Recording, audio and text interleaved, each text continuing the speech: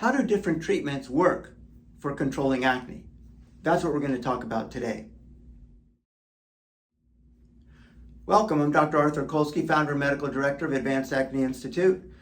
Today we're going to talk about how different treatments work in helping to control acne breakouts. And it's important to understand that so that when you make a decision about what treatment you want to discuss with your doctor, you have this information in mind, and it'll help make that discussion much more productive for you.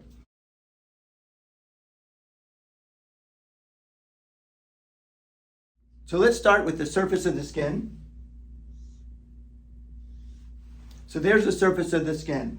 You see this opening? So that's the pore. So when you look in the mirror, you see the little openings in the skin. That's right here. So let's look at what's inside of the pore. So we have two things that are stuck together. One of them is an oil gland, and one of them is a hair follicle with the hair inside. So that's what's inside the acne-prone pore. So the steps causing acne to develop involve a number of things. Hormones are circulating in our body. We have a lot of different kinds of hormones. They do different things. They turn things on, turn things off, and they help keep our body functioning in the right way. So there are some hormones, they're different ones. They're not just one type of hormone, but they're different hormones that come together and turn on the oil gland, because the oil gland needs to be turned on to make oil, to be healthy for our skin. So when the hormones interact with our oil gland, it starts to produce oil. That's a good thing. So now we have oil production and our skin is healthy now. It's moist, it's protected, it's operating in a healthy manner. Now, there are different kinds of hormones. Some of them are what we call androgenic hormones. Those are the male hormones from testosterone. And those are very important in acne formation. And those are some of the most important ones. So then when we become a teenager, for example, we develop more of those hormones. During our teenage years, the amount of testosterone-derived hormones is at its peak. And that's one reason that a lot of teenagers are more prone to having acne breakouts. But there are other types of hormones too. Some of them are related to the foods we eat and the production of by other organs of our body, such as insulin and so forth.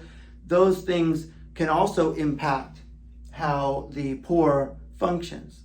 So there are a lot of different things going on there, but when those types of triggers become overactive, it begins to impact the oil gland. And so also some people might have oil glands just because of for different reasons, their oil glands might become more sensitive to the hormones. So you don't have to have abnormal amounts of hormones to have a problem. You could also have greater sensitivity to the hormones. Now, it doesn't mean that you might not have a hormonal problem. Some people who have hormonal problems where they produce too much hormones, they can also be subjected to conditions that cause abnormal functioning of this process.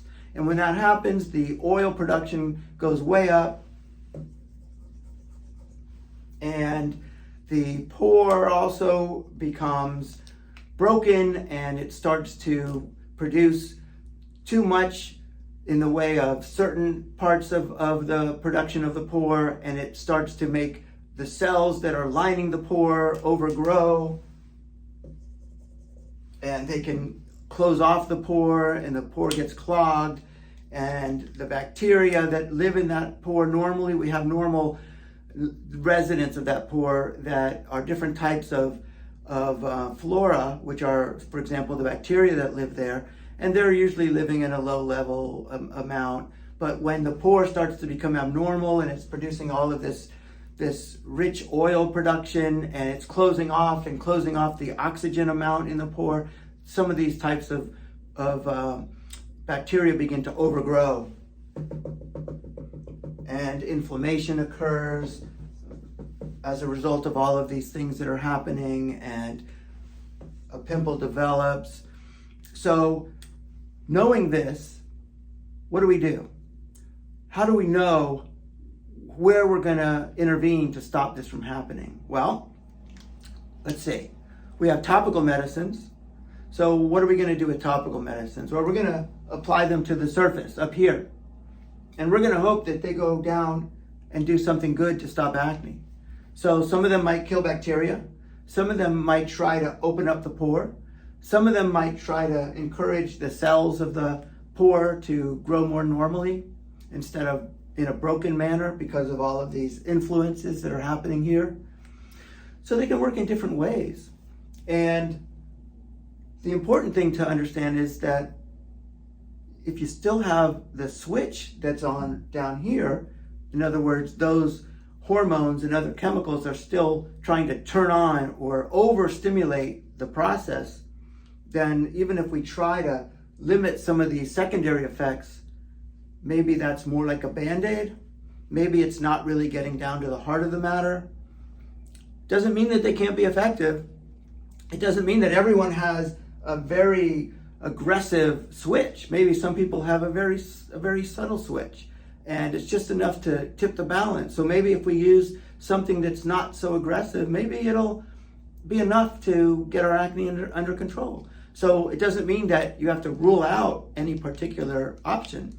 But when we're looking at the scheme of things, it's helpful to understand where they're really working. So topical medicines are not really getting to the heart of the matter, but they still might be something suitable for some people with acne. So another thing that we have, antibiotic pills. So antibiotic pills can be helpful because they can limit the growth of the bacteria. They can reduce inflammation because a lot of the antibiotics that we use in acne treatment also have fairly good anti-inflammatory properties. So those anti-inflammatory properties can be some of the most important aspects of antibiotic therapy, even more so than their effects sometimes on the limiting of the bacterial growth. So antibiotics also have a role. So are they always the most effective thing? No, because they're still not turning off the switch. But again, remember what I said. We don't know how aggressive the switch is in any given person because there are so many steps in between the hormones and other chemicals and the oil gland in turning on the oil gland. There are a lot of different things that have to occur.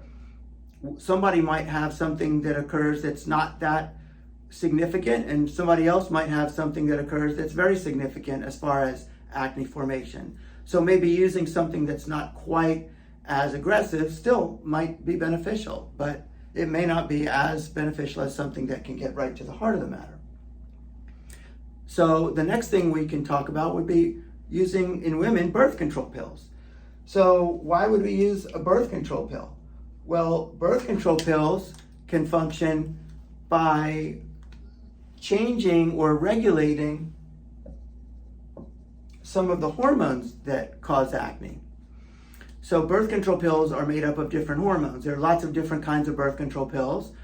And if you choose one that has the right kind of hormone that might oppose some of these acne-causing hormones, then we might be able to have a good result. It might be able to manipulate or transition that switch to stopping the production of those things that cause acne.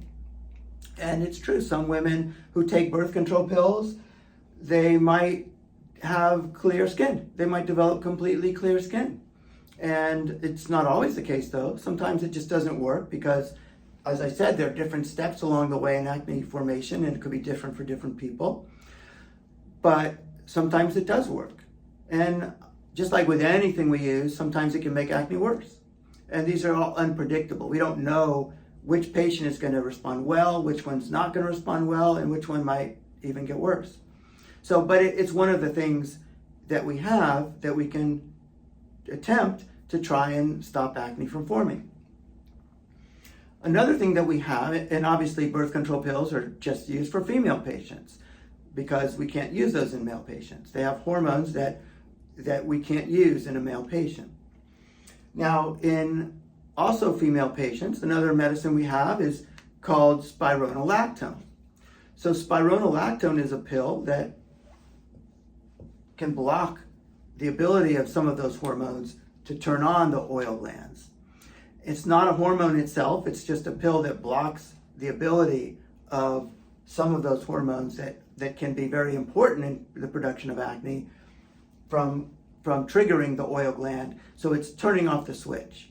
So it's like cutting the wire in the light switch to the light bulb, and it can't transmit the current anymore to turn on the light bulb. It's kind of like that. In many people, many women that take spironolactone, it can be very effective because of the fact that it's getting down to where the switch originates, where it turns on the problem. Now, it doesn't always work. There are some women it just doesn't work for. And just like anything, there are occasional times when it can actually make acne worse. But it's a very important tool that we have when we're offering treatment for some women with acne. Depends on a lot of things. Depends on their medical history, their particular circumstances. It depends on a lot of underlying factors before we decide to use that medicine, because it may be good for many women, but it may not be safe for some. And then finally, we come to Accutane. Accutane is thought of as one of the most effective medicines that we have for treating acne in most people. Now, the same thing applies. Accutane is only useful for those patients who have medical histories and other circumstances that make it safe for them. So it's not a medicine that might be suited for everyone. And this is a discussion that has to be had with each of the individual providers for each person thinking about any of these medicines, whether the medicine is safe for them or whether it's not safe for them. So there are always side effects for any medicine that you take or use. So you always have to be aware of those before any decision is made about using a medicine that might not be safe for a given person. But how does Accutane work? So Accutane works by shrinking or deactivating that oil gland. So even though the hormones and the factors are still trying to overstimulate the oil gland and make the pore an acne-producing pore, Accutane can shut that process down. And so it can make a lot of these things turn around. So it can reduce the oil production, it can reduce the abnormal growth of a lot of these cells that make up the pore, it can begin to normalize the overproduction and the overgrowth of some of the cells. And so it can be a very potent tool in controlling acne because of that.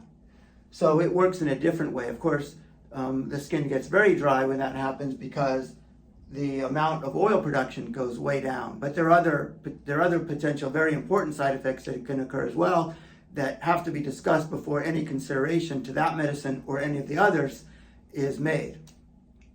So that's a good overview of how the different treatments work. It's a very high level view. We didn't get into the nitty gritty. We didn't go through all the side effects. We didn't discuss all of the intricacies of each treatment and how the treatments are prescribed and whether it's safe or not for each individual person. But we just discussed on a high level how they typically work so that everyone can have an understanding of the different options, so that when you go to consider what treatment might be interesting to you, so that you can discuss further with your medical provider, this might provide a very useful educational groundwork.